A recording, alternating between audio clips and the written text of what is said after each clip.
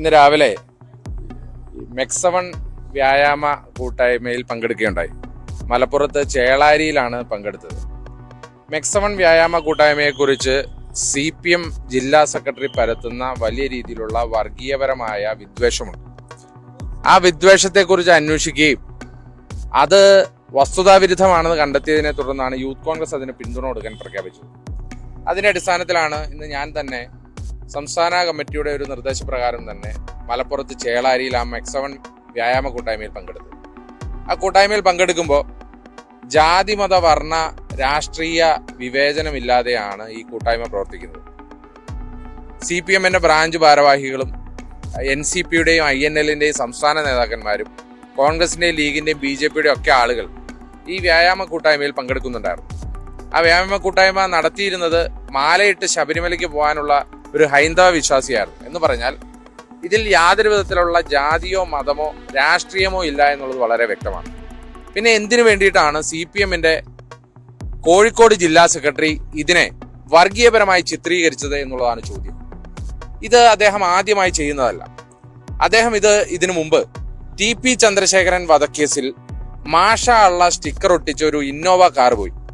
അപ്പോഴൊക്കെ നമ്മൾ ആലോചിച്ചാണ് എന്തിനാണ് മാഷാ അള്ള സ്റ്റിക്കർ ഒട്ടിച്ച ഒരു ഇന്നോവ കാർ പോകുന്നത്. അന്ന് പാർട്ടി ചാനൽ റിപ്പോർട്ട് ചെയ്തത് ഇത് പോപ്പുലർ ഫ്രണ്ടിന്റെ കൊട്ടേഷനാണ് TP ചന്ദ്രശേഖരനെ കൊലപ്പെടുത്തിയത് എന്നാണ്. എന്ന് പറഞ്ഞാൽ ആ കൊലപാതകത്തെ വർഗീയമായി ചിത്രീകരിക്കാൻ ശ്രമിച്ചു.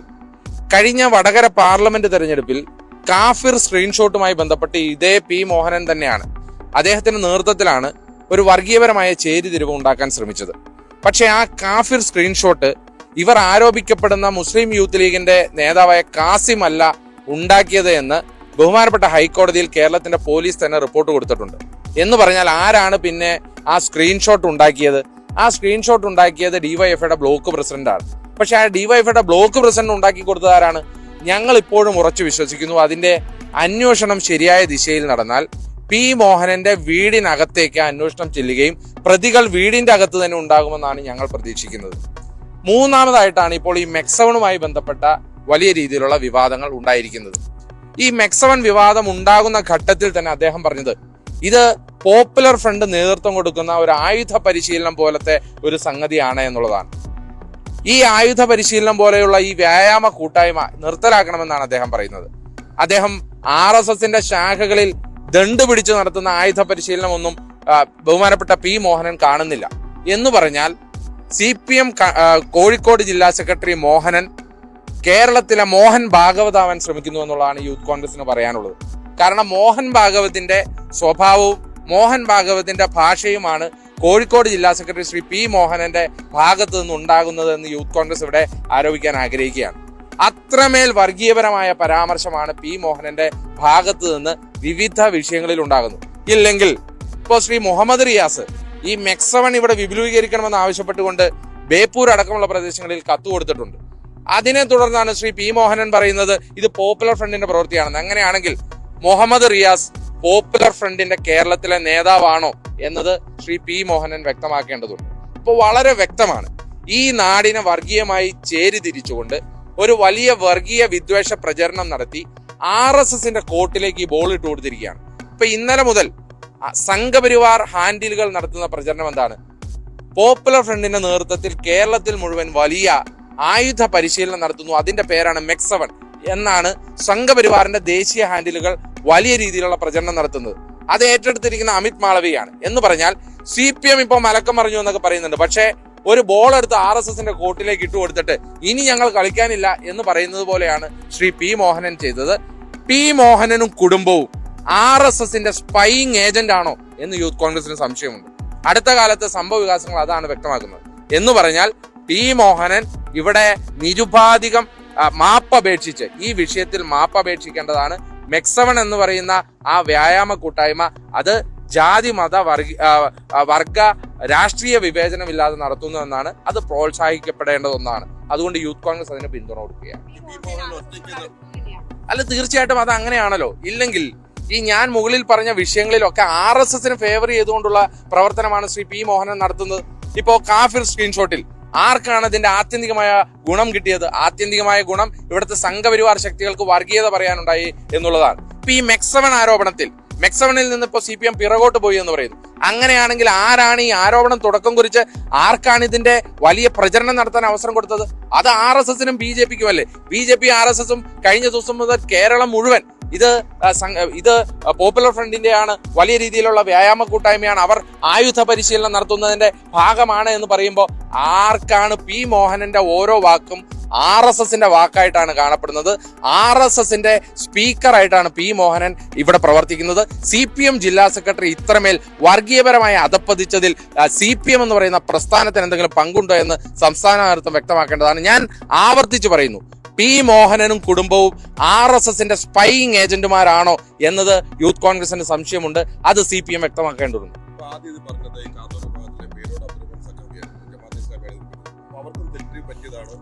അല്ല, ഇത് സാമുദായികപരമായി അവർ ഉന്നയിക്കുന്ന വിഷയങ്ങൾ മറ്റൊന്നാണ്. അവർ വർഗീയപരമായ ഒരു വിഷയമല്ല അവർ ഉന്നയിക്കുന്നത്. അവർ ഉന്നയിക്കുന്നത് സ്ത്രീകളുടെ പങ്കാളിത്തവും സംബന്ധിച്ച്, അത് പൊതുവിടങ്ങളിൽ സംബന്ധിച്ച്, അതിന് സമുദായത്തിനും അവരുടെ മതപരമായ കാഴ്ചപ്പാടുകളുണ്ട്. ആ കാഴ്ചപ്പാടുകൾ പറയുന്നത് അത് വേറെ ഒരു വിഷയമാണ്. ഈ വിഷയം അതല്ല എന്ന്. ഈ വിഷയം എന്ന് പറഞ്ഞാൽ വർഗീയതയാണ്. എന്താണ്? ഇതൊരു ആയുധ പരിശീലനം നടക്കുകയാണ്. ഇത് പോപ്പുലർ ഫ്രണ്ട് ഒരു വലിയ വർഗീയമായ ആയുധ പരിശീലനം നടത്തുന്നു എന്ന് പറഞ്ഞാൽ അതും ഇതും വേറെയാണ്.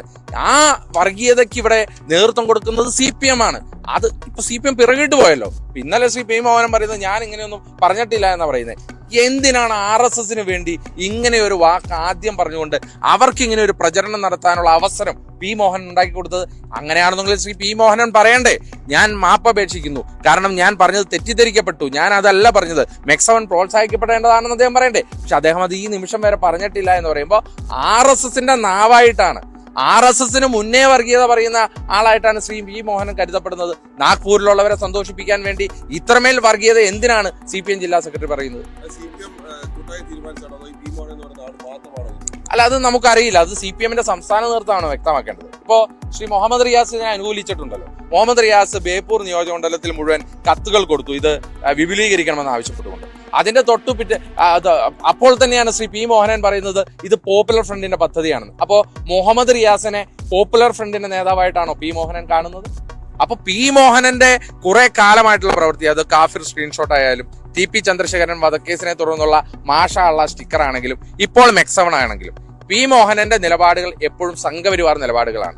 ആ സംഘപരിവാർ നിലപാടുകൾ തുടർന്നുകൊണ്ടാണ് അദ്ദേഹം ജില്ലാ സെക്രട്ടറി പദത്തിൽ ഇരിക്കുന്നത്. അതുകൊണ്ട് തന്നെ ഈ പി മോഹനന്റെ നിലപാട് CPM സംസ്ഥാന നേതൃത്വത്തിന്റെ നിലപാടാണോ എന്നത് അവരാണ് വ്യക്തമാക്കേണ്ടത്, DYFI ഉൾപ്പെടെയുള്ള സംഘടനകൾ. കാരണം ഇവിടെ സംഘടനാപരമായ പ്രശ്നങ്ങളുടെ ഭാഗം കൂടിയാണ്. കാരണം പല വിഷയങ്ങളിലും റിയാസും ജോൺ മാഷും തമ്മിലുള്ള പ്രശ്നങ്ങൾ ഉണ്ടാവും. സ്വാഭാവികമായും ഈ വിഷയത്തിലടക്കം രണ്ട് ഭിന്ന അഭിപ്രായം ഉണ്ടാവും. സ്വാഭാവികമായും സംഘടനാ സമ്മേളനം നടക്കുമ്പോൾ ഇവിടെ ഉണ്ടാകുന്ന സംഘടനാ പ്രശ്നങ്ങൾ ഇതിന്റെ ഭാഗമാണ്. അല്ല, അങ്ങനെയും പറയപ്പെടുന്നുണ്ട്. കാരണം ശ്രീ മുഹമ്മദ് റിയാസിനെ ഒരു മുസ്ലിം നാമധാരിയും മുസ്ലിം ഒരു എക്സ്ട്രീമിസത്തിന്റെ ഭാഗമാക്കി നിർത്താൻ ശ്രീ പി മോഹനൻ ശ്രമിക്കുന്നുവെന്ന് CPMന്റെ കോഴിക്കോട് ജില്ലയിലെ നേതാക്കന്മാരുടെ അടക്കം പറഞ്ഞിട്ടുണ്ട്. ഞാനത് ഔദ്യോഗികമായി ഓൺ ചെയ്യുന്നില്ല, അത് അവരുടെ ഉള്ളിലെ പ്രശ്നമാണ്. എന്ത് വന്നാൽ തന്നെയും ഒരു പാർട്ടി ഉൾപാർട്ടി പ്രശ്നങ്ങളിൽ വർഗീയതയാണോ വേദിയാക്കേണ്ടത്?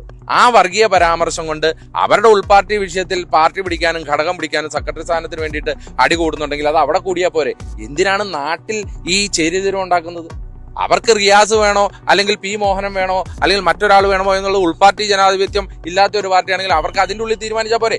നാട്ടിലെന്തിനാണ് ഒരു വർഗീയമായ ഒരു ചേരിതിരിവ് ഉണ്ടാക്കി ഇവിടെ ഒരു കലാപ അന്തരീക്ഷം സൃഷ്ടിക്കുന്നത്? ഇത് കാരണം നിങ്ങൾ ശ്രദ്ധിക്കൂ, നിങ്ങൾ ഇന്നലെ മുതലുള്ള ഒരു ദേശീയ സംഘപരിവാർ ഹാൻഡിലുകളുടെ പ്രചരണം ശ്രദ്ധിക്കണം. അവർ ഇത് കേരളത്തിനെതിരെയുള്ള വലിയ ക്യാമ്പയിനായി മാറ്റിയിരിക്കുകയാണ്.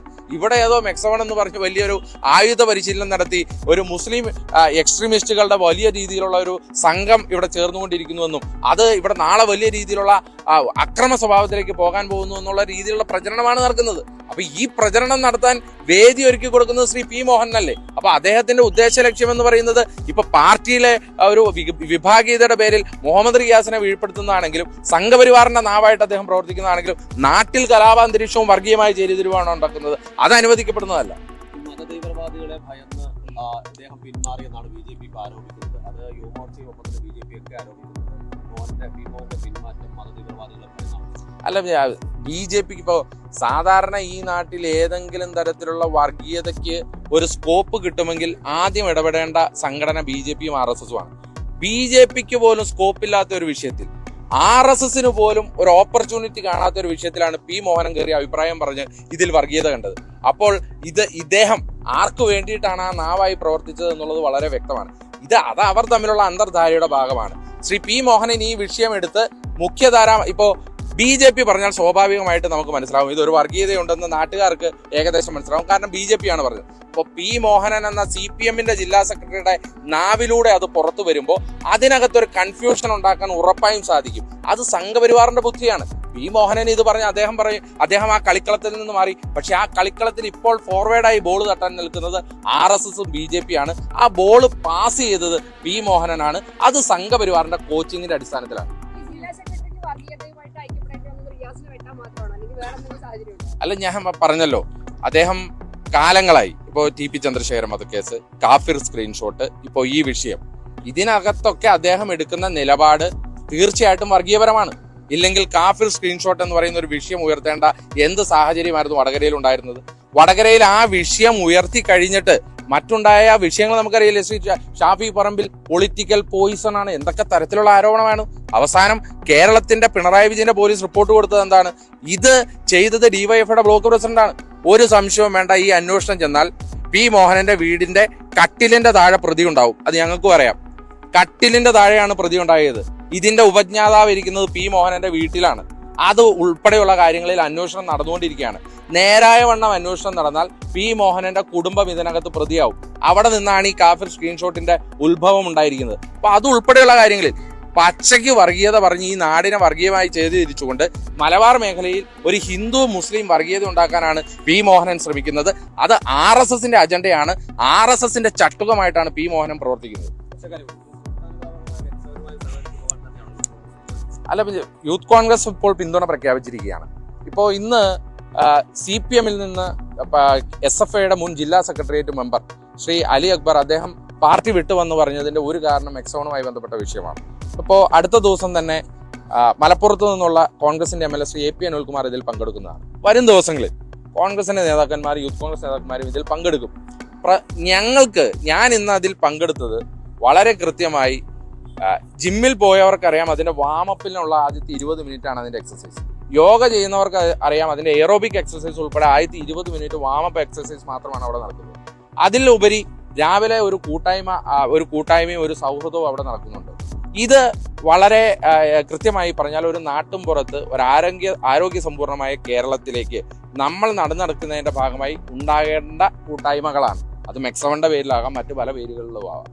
ആ കൂട്ടായ്മകളെ നാട്ടിൽ 4 പേര് എവിടെ ക്ലബ് ഉണ്ടാക്കിയാലും 4 ചെറുപ്പക്കാർ എവിടെ കൂടിയാലും അപ്പൊ CPM-ന് ചൊറിച്ചിൽ തുടങ്ങും. അത് ഞങ്ങൾക്കറിയാം. അത് കാലങ്ങളായിട്ടുള്ളതാണ്. നാട്ടിലൊരു ക്ലബ്ബ് തുടങ്ങിയാൽ ക്ലബിനെ എങ്ങനെ നശിപ്പിക്കാം എന്നുള്ളതായിരിക്കും CPM കാലങ്ങളായി ചിന്തിച്ചുകൊണ്ടിരിക്കുന്നത്. ഇപ്പൊ ഈ കൂട്ടായ്മയിലേക്ക് ആളുകൾ കടന്നു വരുന്നത് കാണുമ്പോൾ CPM-ന് സ്വാഭാവികമായ അസ്വസ്ഥതയാണ് ഉണ്ടായത്. ആ അസ്വസ്ഥതയുടെ ഭാഗമാണ് ഇതും ഉണ്ടായിരിക്കുന്നത്. അതുകൊണ്ട് തന്നെ ഇതുമായി സഹകരിച്ചു പോകാനാണ് യൂത്ത് കോൺഗ്രസ് തീരുമാനം എടുത്തിരിക്കുന്നത്.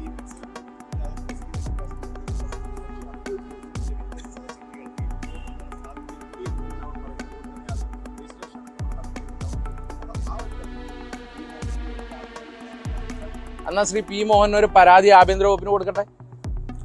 കേരളത്തിന്റെ ആഭ്യന്തര വകുപ്പ് ഇതേവരെ പരസ്യമായി RSSന് അടിയറ വെച്ചിട്ടില്ല എന്നുള്ളതാണ് നമ്മൾ മനസ്സിലാക്കുന്നത്. കാരണം രഹസ്യമായി പിണറായി വിജയൻ നാഗ്പൂരിലെ ആഭ്യന്തരമന്ത്രി ആണെങ്കിലും പരസ്യമായി ഇതേവരെ BJP-കാരനെ കസേരയിൽ കയറിയിരുന്നിട്ടില്ല.